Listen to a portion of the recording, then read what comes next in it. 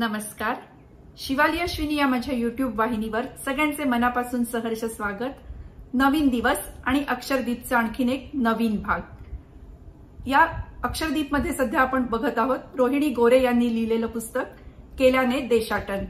आज 7व्या भागापर्यंत आपण आलो आहोत. आजच्या व्हिडिओमध्ये आपण 8वं प्रकरण 8वा भाग बघूया. त्याआधी जर तुम्ही माझ्या वाहिनीवर नवीन असाल किंवा अजूनही सभासदत्व घेतले नसेल तर वाहिनीचे सभासद व्हा आणि व्हिडिओचा प्रसार करा. म्हणजेच चॅनल सबस्क्राइब करा आणि व्हिडिओ लाईक आणि शेअर करा.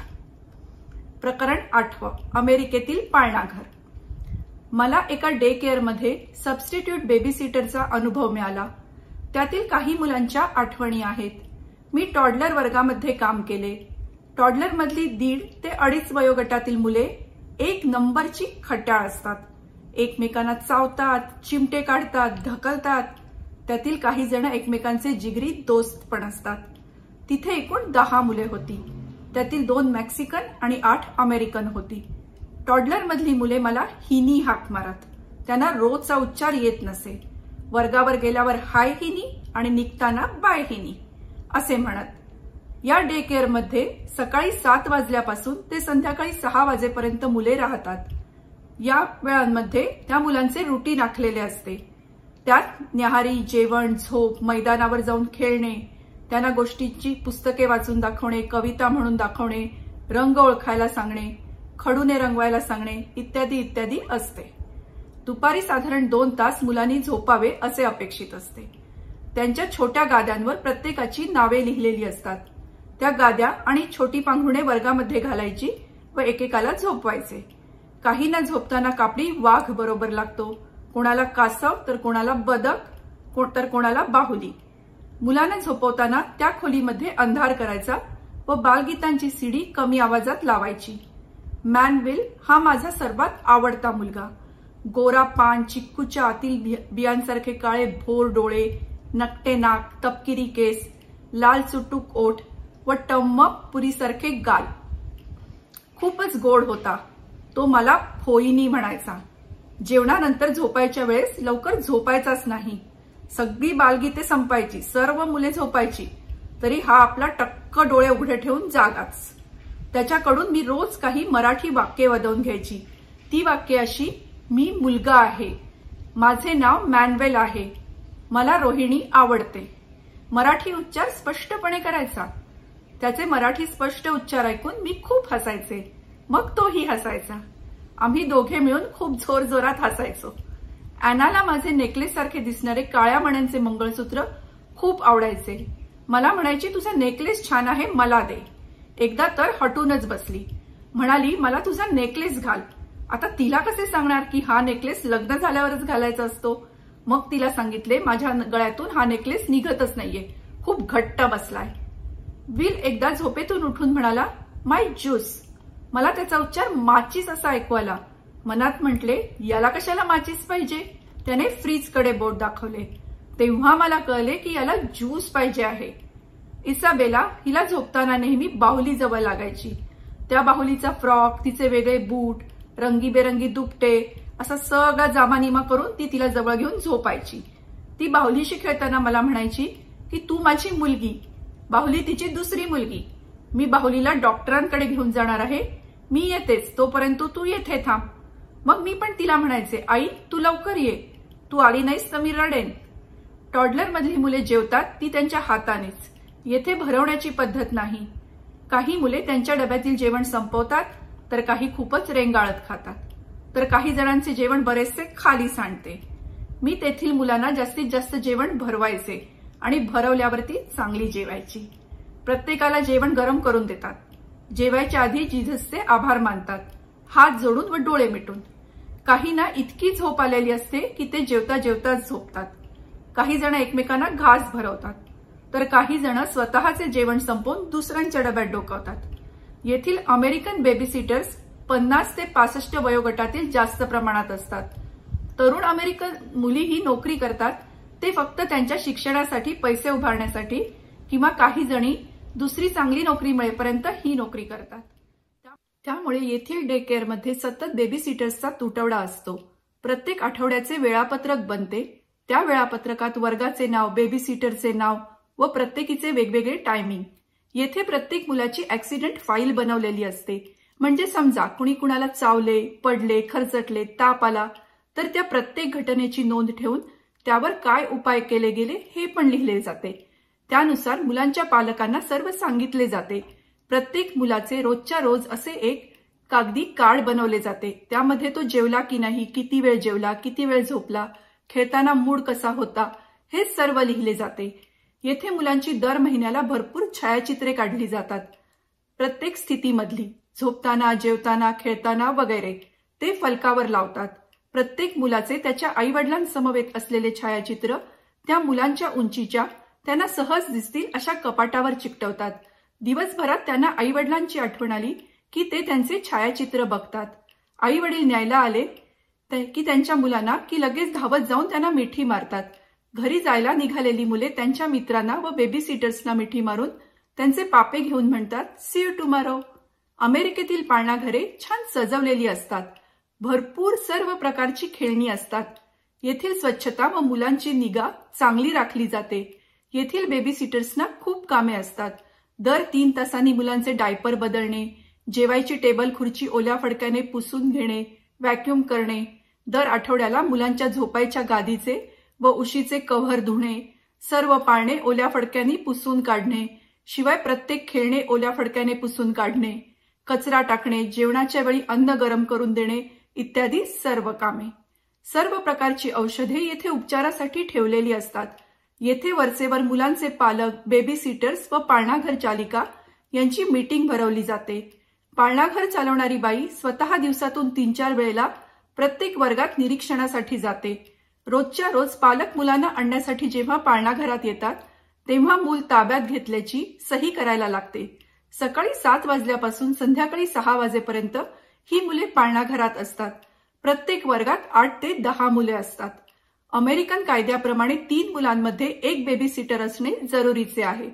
प्रत्येक वर्गात एक कायम व तिच्या मदतीसाठी 1-2 अशा आळीपाळीने बेबी सिटर्स नेमाव्या लागतात। पाळणाघर चालिकेला हे खूप अवघड काम असते। प्रत्येक आठवड्यात प्रत्येक वर्गाचे वेगळे वेळापत्रक बनवावे लागते। येथे बेबी सिटर्स व पाळणाघर चालिका यांना substitute baby seaters, substitute directors नेमलेल्या असतात। अमेरिकन व्यतिरिक्त बेबी सिटर्सना इंडियन, मेक्सिकन, चीनी वगैरे वर्क परमिट असल्याशिवाय पाळणाघरात काम करण्याची परवानगी दिली जात नाही। अपवाद ग्रीन कार्ड होल्डर। माझी कामावर जाण्याची वेळ 11 ते 4 होती। लंच टाइम म्हणजे साधारण 11 ते 2 हा काळ खूप महत्वाचा असे। जेवायला बसायच्या आधी या सर्व मुलांचे हात धुवून, पुसून, तोंडावरून पाण्याचा हात फिरवून व पुसून त्यांना टेबल खुर्चीवर बसवणे हे माझे काम असे। मला हे काम खूप आवडायचे। 10 मुलांमध्ये त्यावेळेला आमच्या तिघींचा वेळ खूप व्यग्र जात असे। एक जण सर्वांचे डब्यातले अन्न गरम करून द्यायची, एक जण मुलांवर लक्ष ठेवायला, कारण की ही मुले एका जागी थोडी बसतात। टेबल खुर्ची पुसण्याचे काम एक जण करायची। या मुलांचे चिमुकले हात धुताना खूप छान वाटायचे मला। डॅनियल योगर्ट खायचा, मी त्याला चमच्याने योगर्ट भरवायचे, मग पटापट खायचा। खरे तर या मुलांनी स्वतः हातानेच खाणे अपेक्षित असते, त्यांना भरवायचे नसते। हा डॅनियल 1 चमचा योगर्ट खाल्ल्यावर इकडे तिकडे पाहत बसायचा, मग ठरवले याला भरवायचेच। मग कसा पटापट संपवायचा सगळे योगर्ट। हा डॅनियल मला खूप आवडायचा। सर्व बाजूने वाटोळा होता।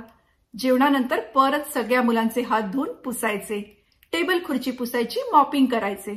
सर्वात महत्वाचे म्हणजे सर्व मुलांचे डायपर्स बदलायचे। मला मुलांना जेवण भरवायला व झोपवायला खूप आवडते। तिथल्या अमेरिकन बायका होत्या, त्या मला म्हणायच्या, तुझ्याकडे कशी काय पटकन झोपतात मुले। त्यांनी माझ्यावर मुलांना झोपवण्याचे काम टाकले। मला तेच हवे होते। एक जण सर्व साफसफाईची कामे करायची आणि एक जण सर्व मुलांचे डायपर्स बदलण्याचे काम करायची। मी सगळ्या मुलांच्या छोट्या गाद्या घालून प्रत्येकाला झोपवायचे। सर्व लाईट ऑफ व्हायचे। बारीक आवाजात बालगीते वाजवली जायची।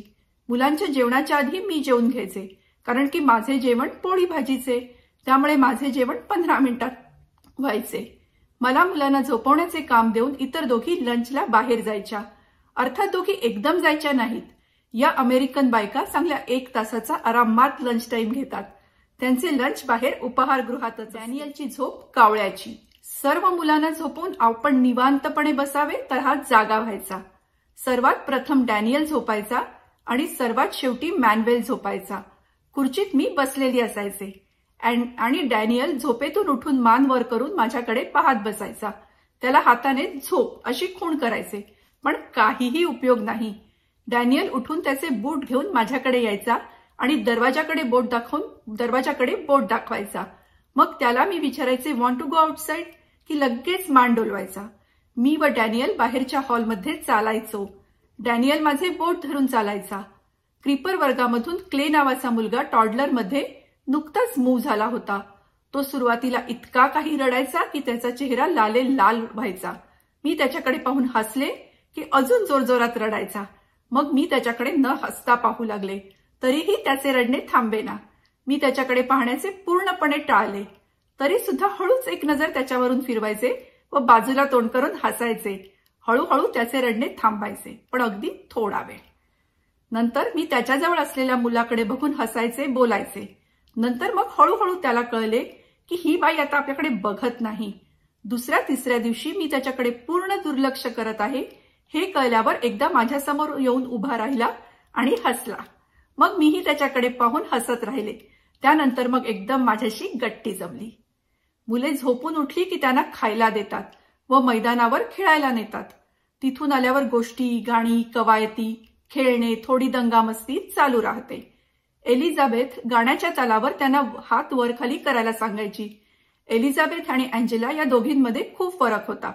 एलिझाबेथ मुलांमध्ये खेळायची व कामे टाळायची. या विरुद्ध दुसरी, ती साफसफाई अगदी मनापासून करायची. एकदा मुलांच्या कवायतीमध्ये मी पण सामील झाले तेव्हा एलिझाबेथ रजेवर होती. त्यांना गाण्याबरोबर हात वर खाली करणे, गुडघ्यावर हात ठेवणे असे प्रकार सांगितल्यावर मी एकदम सूर्यनमस्कार घालायला सुरुवात केली आणि मुलांना सूर्यनमस्काराच्या स्टेप्स सांगितल्या. हात वर, हात खाली, एक पाय मागे, दुसराही मागे, आता डोके जमिनीवर टेका. याप्रमाणे मी पण एकीकडे सूर्यनमस्कार घालत होते. मजा म्हणजे मुले त्या सर्व स्टेप्स करत होती. मला ते बघून खूपच हसू येत होते. नंतर मुलेही हसायला लागली. सूर्यनमस्कार घालताना माझ्याकडे पाहून हसत होती. त्यांना मजा याची वाटत होती की ही बाई कोणते कवायतीचे प्रकार करत आहे याची. एकदा मी मुलांशी खेळताना त्यांच्यात झोपले, डोळे मिटले आणि किलकिले केले आणि मुले हसायला लागली. नंतर डोळे बराच वेळ मिटून घेतले आणि मग एक एक करत मुले येऊन माझ्या डोळ्याची पापणी वर करायची. मी डोळे उघडले की जोरात हसायची. एकदा बसून डोळ्यावर हात ठेवले आणि मुलांना सांगितले, कोण बरं पहिले येत आहे माझ्याकडे. मग मुले येऊन डोळ्यावरचा हात काढण्याचा प्रयत्न करायची. मी मुद्दामून मग डोळ्यावरचा हात घट्ट करायचे. खूप दंगामस्ती करायची ही मुले. एकाला एक खेळ हवा असला की तोच सर्वांना हवा असायचा. माझे वर्क परमिट संपल्यानंतर मीही हाऊस म्हणून जायचे आठवड्यातून 1-2 वेळा. तेव्हा तर तिथल्या बायकांना खूप आनंद व्हायचा. दरवेळी मी निघाल्यावर माझे अनेक वेळा आभार मानायच्या. मी जेव्हा हाऊस म्हणून जायचे तेव्हा 11 ते 2 जायचे. पण काही वेळा अचानक कोणी रजेवर गेले तर तिथली डायरेक्टर मला सकाळी 7लाच फोन करून यायला सांगायची. तेव्हा मी सर्व आवरून 8ला हजर व्हायचे. जेव्हा कामाकरता मला बोलावणे यायचे तेव्हा ती डायरेक्टर मला कामाचे कॅश पैसे द्यायची. खूप छान अनुभव मिळाला मला या नोकरीचा. आजच्या भागात इथेच थांबूया. पुढच्या भागात परत भेटू. तुमच्या प्रतिक्रिया मला कमेंट करून नक्की कळवा. परत भेटू पुढच्या भागात. तोपर्यंत बाय.